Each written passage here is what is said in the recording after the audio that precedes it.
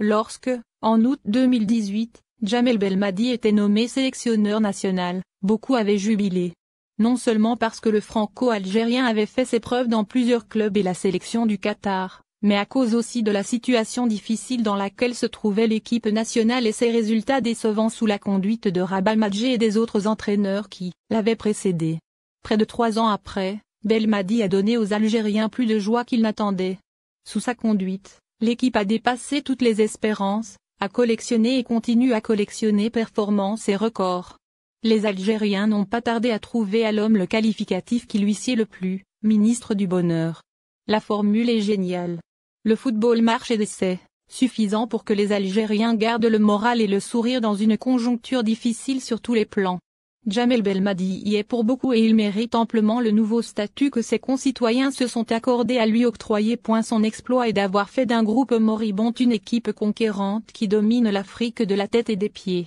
En juillet 2019, moins d'une année après son arrivée, il mène l'équipe nationale au sacre final en Coupe d'Afrique des Nations en terre égyptienne. C'était seulement la 2e fois de son histoire que l'Algérie monte sur le toit du continent. Ce n'était pas tant le titre qui a impressionné, que l'incroyable pronostic de Djamel Belmadi qui, avant le début du tournoi, avait déclaré que son équipe ira en Égypte pour chercher le trophée de la CAN. Beaucoup avaient ri sous cap, d'autres l'avaient frontalement traité de prétentieux. Lorsque l'arbitre de la finale face au Sénégal a sifflé la fin de la partie sur la victoire des Verts, 1-0, une légende venait de naître. Le monde entier est impressionné par l'exploit et les Algériens l'étaient plus par la très forte personnalité de Belmadi. Et ce n'était que le début d'une longue période de bonheur. À ce jour, l'équipe d'Algérie a enregistré 27 matchs sans goûter à la défaite, battant le record africain en la matière. Sa dernière performance en date a un goût particulier, une victoire, 2-0, face à la Tunisie chez elle. Beaucoup de pays nous l'envient en plus des résultats. Belmadi a su séduire aussi par son franc-parler et sa forte personnalité. Une bête médiatique qui n'hésite pas à dire le fond de sa pensée, même lorsque ça risque de faire mal.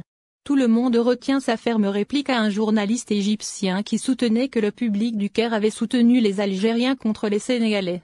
Ce n'est pas ce que j'ai vu, je crois que je dois aller voir un opticien. Ses rares détracteurs rappellent souvent qu'il a un jour jeté par terre le maillot de l'équipe nationale pour protester contre son remplacement alors qu'il jouait pour les Verts. Mais c'était déjà le reflet de la personnalité de celui qui deviendra une icône auprès des Algériens. La rage de vaincre est l'un de ses traits de caractère. Né et grandi en France, Belmadi s'est toujours montré proche de l'Algérie et des Algériens. L'histoire retiendra ce qu'il a fait au printemps 2019 lorsqu'il a pris position franchement en faveur du Irak populaire. Il n'hésite pas non plus à se prononcer sur des sujets plus politiques comme la corruption dans le football algérien, le racisme dont sont victimes parfois les footballeurs algériens à l'étranger, la frilosité des binationaux à jouer pour l'Algérie, les problèmes d'arbitrage en Afrique où il est allé jusqu'à dire que l'Algérie était visée, le classement FIFA. Bref, Belmadi ne s'occupe pas seulement de football, il fait de la politique aussi. Jamais sans doute un entraîneur n'a atteint une telle popularité auprès des Algériens. Les politiques s'en sont rendus compte et c'est pourquoi toutes les précautions ont été prises lors de la dernière élection de la fédération pour ne pas prendre le risque de perdre le ministre du Bonheur de l'Algérie. Djamel Belmadi a été reçu par le président de la République en personne et beaucoup prêtent au coach un rôle déterminant dans le choix du nouveau président de la fédération. Ce qu'il a toujours nié, bien entendu. Mais il a plusieurs fois fustigé ceux qui auraient tenté d'utiliser son image et son nom pour accéder au poste de président de la fédération. Djamel Belmadi pêche néanmoins par son style de communication parfois brutal en conférence de presse. Un journaliste franchit le ruban mis en place comme mesure de prévention contre le Covid et le coach n'hésite pas à interrompre sa conférence de presse, sans s'excuser. Un téléphone sonne et les journalistes ont droit à une leçon interminable.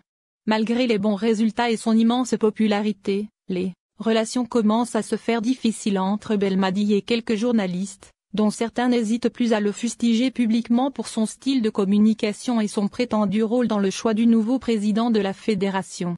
Mais le public n'en a cure. Il tient plus que jamais à son ministre du Bonheur. Beaucoup de pays nous l'envient. La sentence est du président de la République, Abdelmadjid Tebboune.